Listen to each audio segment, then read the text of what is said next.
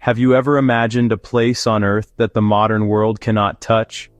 A place where the people live as their ancestors did thousands of years ago, untouched by our phones, untouched by our cars, untouched by our ways. This place is not a fantasy. It is real. It is an island called North Sentinel. It sits in the vast blue of the Bay of Bengal, a small green dot on the world map. But this dot holds one of the planet's greatest human mysteries. It actively, and often violently, rejects attempts by outsiders to make contact, earning its reputation as the world's most forbidden island. Its secrets are protected by its people by law and by the sea itself. The mystery of North Sentinel Island is deep and compelling. It fascinates anthropologists, adventurers, and anyone curious about the human story. Why do the Sentinelese refuse all contact? What does their isolation tell us about our history? The island is a living time capsule, a window into a vanished past. Yet this is a window we cannot, and should not, look through too closely. The whispers from North Sentinel are not an invitation. Keep away. North Sentinel Island is a small piece of land. It is located in the Bay of Bengal, and is officially part of India's Andaman and Nicobar Islands territory. From the sky, it looks like a perfect circle of life. A dense dark green jungle covers nearly the entire island, stretching from shore to shore. Around the island, a ring of brilliant white sand beaches meets the turquoise water. Just beyond the sand, sharp coral reefs lie hidden beneath the waves. These reefs act as a natural defense, making it incredibly difficult and dangerous for boats to approach the shore without local knowledge. The island itself is not very large. It measures about 23 square miles, roughly the size of a small city like Manhattan. But unlike a city, it is almost entirely wild and undeveloped. There are no roads, no buildings, no ports. The only signs of human life visible from a distance are small, temporary clearings in the forest and the faint smoke from cooking fires that sometimes rises above the trees. The landscape is a powerful mix of beauty and danger. The calm beaches invite you in, but the dark, impenetrable forest and the jagged reefs warn you to stay away. It is a paradise that is fiercely protected by nature itself. Geographically, North Sentinel is quite isolated, even from its neighbors in the Andaman chain. This separation has played a crucial role in its history. While other indigenous groups in the Andamans had some level of contact with each other and with outsiders over the centuries, the Sentinelese remained apart. The inhabitants of North Sentinel Island are known as the Sentinelese. They are one of the last remaining uncontacted peoples in the world. This means almost no significant contact with the outside world, preserving a way of life that dates back thousands of years. Believed to be direct descendants of the first humans who migrated out of Africa, and likely on the Andaman Islands for 60,000 years. Their language is unknown to outsiders, likely unrelated to other languages, even other Andamanese groups. A living link to our deepest human past. From a few distant observations, we can piece together a simple picture. The Sentinelese are hunter-gatherers. They do not practice agriculture. They hunt wild pigs, hunt other small forest animals, fish in coastal waters, gather fruits, gather nuts, gather tubers. Skilled archers, using powerful bows and arrows with iron tips, likely forged from metal, salvaged from shipwrecks. They live in small family groups in simple leaf-thatched huts. Society appears egalitarian. The recorded history of contact with North Sentinel Island is short and often tragic.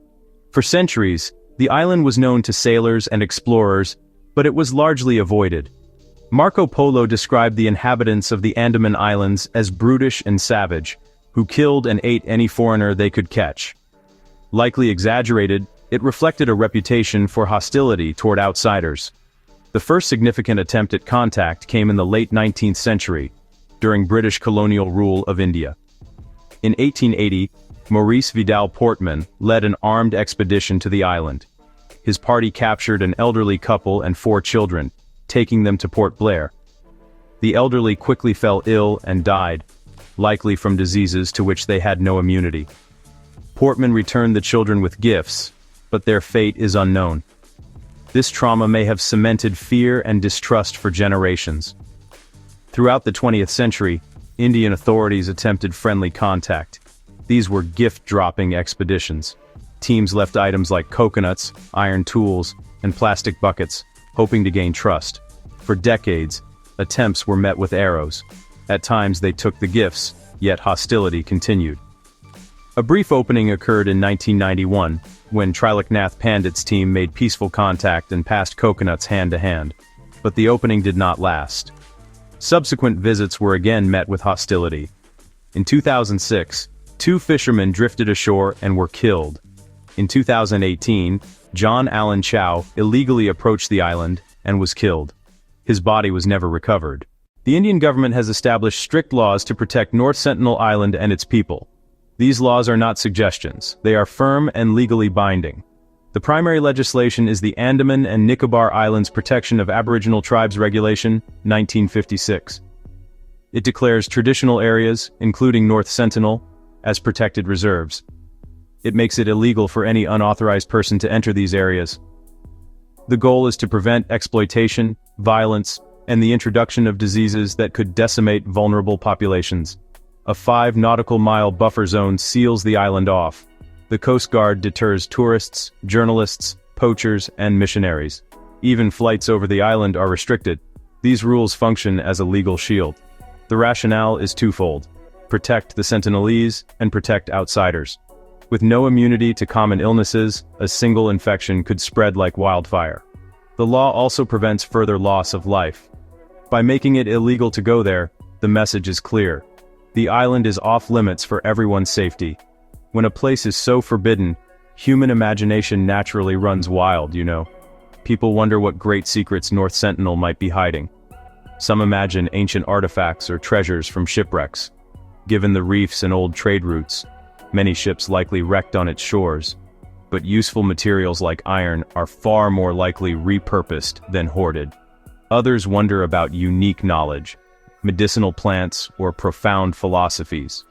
The true value is their self-sufficient, independent culture.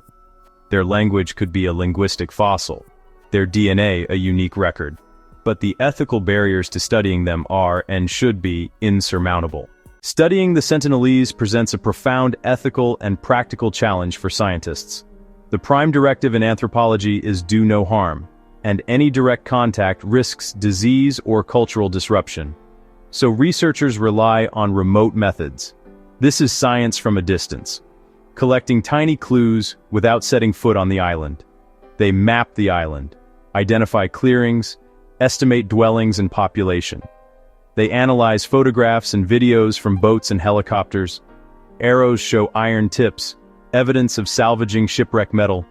Canoe design suggests near-shore, calm water travel. Scientists even watch for rare artifacts washed far away by currents.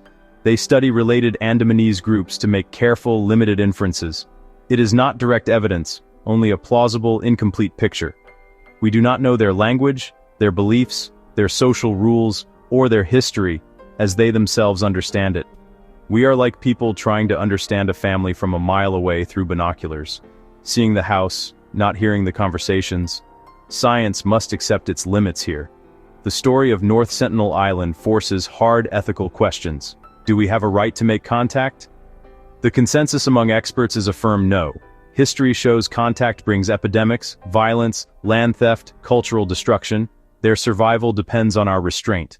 The story of North Sentinel Island is a story without a clear ending.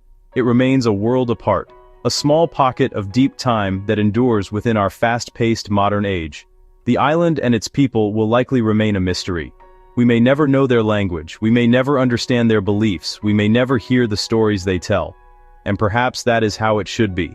The island reminds us the world is still vast and not everything is for our consumption. Their future is fragile. Threats from poachers, shipwrecks, and climate change. Their survival depends on enforcing protections and on our collective willingness to respect their isolation. It is a mirror held up to our civilization, progress, diversity, and the right to choose destiny. See it not as a primitive relic, but as a home. A unique culture thriving by its own ingenuity and environment.